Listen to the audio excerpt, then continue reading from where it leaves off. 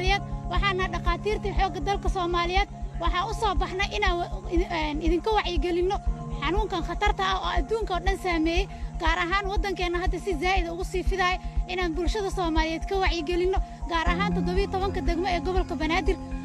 waxa idinka rajaynaynaa inaad qaadataan talaabooyinka iyo wacyigelinada ay idin siinayaan bahaha caafimaadka gaar ahaan bahda caafimaadka xoogga dalka Soomaaliyeed